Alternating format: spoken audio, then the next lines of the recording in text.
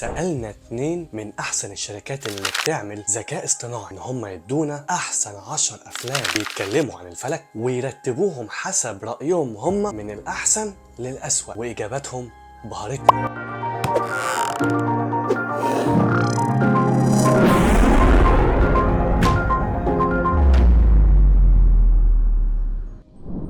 اهلا بيكم في حلقه جديده من الحلقات اللي بنتكلم فيها عن الافلام، بس المره دي مش انا اللي هقيم الافلام دي، انا هخلي الذكاء الاصطناعي هو اللي يقيم الافلام دي ويرتبوهم هم حسب رايهم، وانا مجرد هختار احسن لستة يعجبني فيها الافلام وترتيبها. انا مش هحرق الافلام وانا هبقى زيكم معرفش الذكاء الاصطناعي يختار ايه ورتبهم ازاي. وعشان نعمل ده استعنت باخويا اللي ظهر معايا في حلقه الفلك والكبير لما عملنا حلقه عن اخر 5 حلقات في الجزء الخامس من الكبير قوي اللي كانوا بيتكلموا عن الفضاء. اخويا هو اللي سال شات جي بي تي من شركه اوبن اي اي وجيميناي من شركه جوجل، وقال لهم ان هم يختاروا افضل 10 افلام اتكلموا عن الفلك او صوروا شكل الفضاء، وكل واحد يرتبهم من 1 ل10 من الاحسن للاسوأ. وعشان التشويق هنبتدي من المركز العاشر لحد ما نوصل للمركز الاول، وهناخد كل لستة لوحدها. يلا بينا. هنبدأ من لستة شات جي بي تي من المركز العاشر، وزي ما انتم شايفين كده اخويا مقسمهم من 1 ل10 كل لستة. الورق اللي عليه حرف السي هو من شات جي بي تي، والورق اللي مكتوب عليه جي هو من جيميناي. انا خايف قوي انترستيلر ما يطلعش اول فيلم. والمركز العاشر من شات جي بي تي هو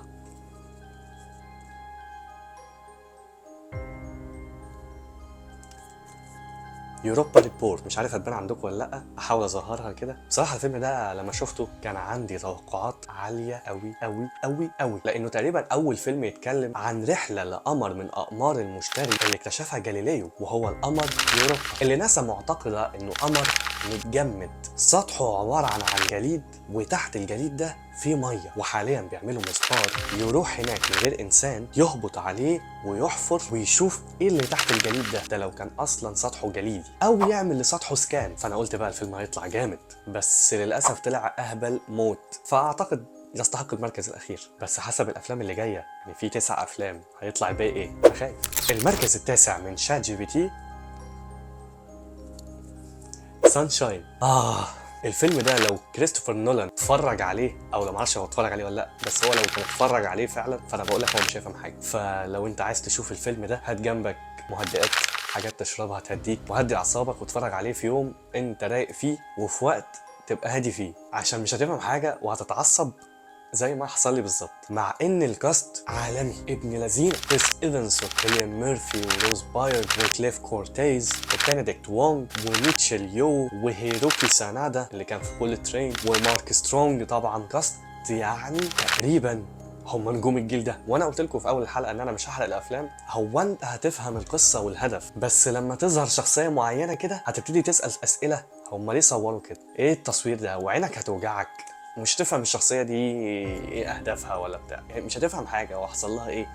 في حاجات كتير قوي غريبه في الفيلم ده. فالمركز التاسع ماشي، بس نشوف برضو لو هيبقى ايه في المركز الثامن. المركز الثامن من شات جي بي تي هو هيدن فيجرز. هيدن فيجرز كان من الافلام اللي انا شفتها وعجبتني جدا. قصه حقيقيه عن 3 ستات غيروا فعلا تاريخ ناسا تقريبا. كل واحده فيهم اسهمت في حاجه في وقت كانت ناسا محتاجه فيه جدا ان هم يطلعوا الفضاء او يحققوا انجازات كبيره قوي في الفضاء قبل الاتحاد السوفيتي. وطبعا عشان لون بشرتهم مختلف، وكانوا في وقت امريكا لسه كان فيها العنصريه ولحد دلوقتي عاليه بزياده، كان ليهم مكاتبهم الخاصه وكان ليهم حماماتهم الخاصه. فكان فيلم قوي، فارشح لكم فعلا تتفرجوا عليه. كمركز ثامن ممكن اعتقد انه يستحق المركز الثاني، لانه في احسن منه بكتير، بس هو برضه كان من الافلام القويه او الفضاء. اي نعم ما صورتش الفضاء، بس اتكلمت عن الفضاء او الفلك بشكل حلو. والفيلم اللي في المركز السابع من قائمه شات جي بي تي هو فيرست مان. الفيلم اللي انا شفت منه 10 دقايق وما كملتوش. فيلم ما فهمتوش، يعني هو شبه اد استرا شويه. وانا لما شفت اد استرا، مع احترامي لبراد بيت، هو في ايه يا جماعه؟ ايه الهدوء ده وايه الترنمين ده اصلا وبيعمل ايه ايه حكايه ابوه اللي عايز يروح ينقذه؟ ففيرست مان حسيته من الاول كده، حسيت راين جوزلينج واقف يعني مش عارف. بس انا مش هحكم على الفيلم لان انا ما شفتوش ما كملتوش. يعني بعد ما شات جي بي تي اختاروا في المركز السابع ممكن اديله فرصه تاني واتفرج عليه، وهبقى كده كده تقريبا هعمل عنه حلقه، لانه من الافلام اللي بيحكي عن قصه حقيقيه، وتقريبا هو اول انسان ينزل على سطح القمر، وهو طبعا نيل ارمسترونج، فاعتقد هديله فرصه. المركز السادس من قائمه شات جي بي تي وهو فيلم جرافيتي.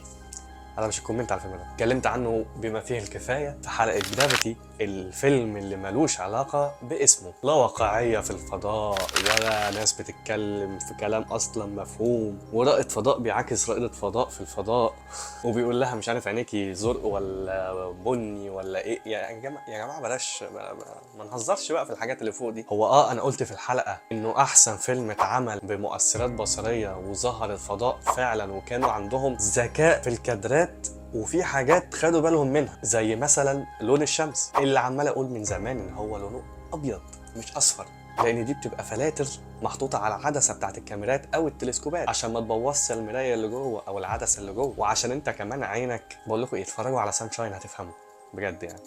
كمركز سادس ماشي، مش عاجبني يعني بس ماشي، يعني مؤثراته البصريه فعلا كانت حلوه، فليه مركز سادس. والمركز الخامس هو فيلم حبيب قلبي يا لهوي، ذا مارتشن.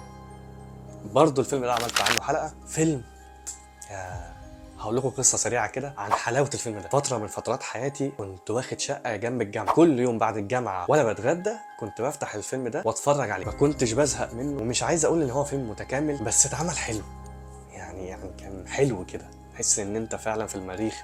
وتقريبا برضو اول فيلم يتكلم عن المريخ نزول الانسان عليه، يعني عمالين نروح القمر يا نفشل في الذهاب الى القمر، وفكره ان انت تروح تشوف المريخ، مع ان كان في شويه غلطات كده برضو اتكلمنا عليها في الحلقه بتاعت ذا مارشن. بس الفيلم بصراحه توب بالنسبه لي، يعني انا مش عارف ازاي مركز خامس بس هو حلو، اتفرجوا عليه يا جماعه. والمركز الرابع هو فيلم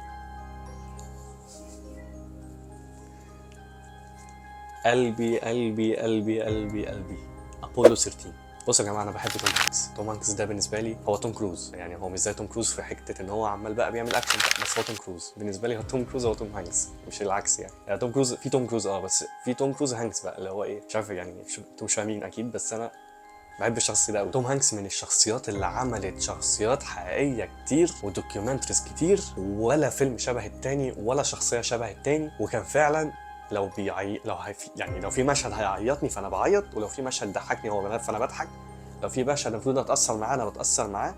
كفايه فيلم سيفن برايفت راين، سولي، كابتن فيليبس، كل الافلام دي كانت تحفه. فان هو يعمل ابولو 13، قصه الثلاث رواد فضاء اللي راحوا في رحله ابولو 13 فعلا، وكانوا رايحين القمر والرحله فشلت في نص الطريق وحصل مشكله انا مش هحرقها، فالفيلم كان تحفه. فكمركز رابع انا كنت حاطته اعلى شويه بس هقول برضو ماشي كده. فاضل لنا في ليستة شات جي بي تي 3 مراكز، واحد منهم انترستيلر اكيد انا متاكد، بس يعني لازم يبقى الاول مع اني خايف. والمركز الثالث هو ان شاء الله مش انترستيلر، اوف، كونتاكت. معرفش انتوا تعرفوا الفيلم ده ولا لا، بس هو مش فيلم بيتكلم، هو مش بيتكلم قصدي ما اتعملش عنه فضاء قوي، يعني ما صوروش فضاء قوي، بس كونتاكت من الافلام اعتقد كان 1997 من الافلام اللي انا بموت فيها. لما اتفرجت عليه اول مره كان فيلم خرافي، يعني انت لازم تتفرج عليه وانت صغير، عشان انت لو انت وانت صغير هتحب فكره انه في كائنات فضائيه مش عارف فين وبتبعت لنا مسجز بالراديو ويفز، وان هم لقطوا فعلا رساله من كوكب تاني او مجره تانيه مش فاكر، وكانت البطله جودي فوستر اللي انا مش فاكر اسمها كانت في الفيلم ايه، يعني كانت بتحاول تثبت ان الرساله دي رساله سلميه وان هم مش عايزين يعملوا لنا حاجه. وفي بقى حاجات كده مش هحرقها، بس برضو احلى حاجه في الفيلم ده انه في ماثيو ماكونهي بطل فيلم انترستيلر. والمفاجأة ان انا بعد ما اتفرجت على الفيلم عرفت ان هو فعلا كان رواية اصلا اسمه كونتاكت، كاتبها مؤلف اسمه كارل ساجان. بحاول ادور عليها اجيبها بس مش لاقيها لغايه دلوقتي. اي نعم ماثيو ماكونهي دوره ما كانش كبير في الفيلم بس مؤثر، بس برضه جودي فوستر كانت ماليه المركز قوي بصراحه. فبرضه واحد من الافلام المهمه قوي اللي اتكلمت عن الفلك والفضاء، بس ممكن نعتبره درامي اكتر منه ان هو بيصور الفضاء، لانه تقريبا كان في مشهدين في الاخر، يعني اخر اتنين وقلبي بيدق. انترستيلر هو التاني، انترستيلر هو الاول، وساعتها تقريبا هختار دي من غير ما اشوف جيميناي مختار ايه. المركز التاني هو فيلم، انا هخليكم انتوا تشوفوا الاول يا رب بس ايه اعرف اجيبها، مش عايز ابص شفتوا الفيلم؟ مش عارف هجيبه طب ازاي. معرفش باين عندكم ولا لا. مركز. ازاي؟ انا عندي فضول بقى اعرف دلوقتي هو اختار ايه الاول. طب ليه؟ يعني هو ايه بقى الاحسن؟ يعني اعمل ايه طيب؟ اعمل ايه؟ هسيب. بص يا جماعه لحظه واحده بس هجيب. انا مش هتكلم يعني ده العمل عنه 3 حلقات وفي حلقه رابعه لسه بس بنظبطها. فانا استنى بس اشوف ايه هو اختار ايه احسن من انترستيلر. لحظه واحده. ايه بقى الفيلم اللي احسن من انترستيلر؟ ما هو لو يعني ما اعرف.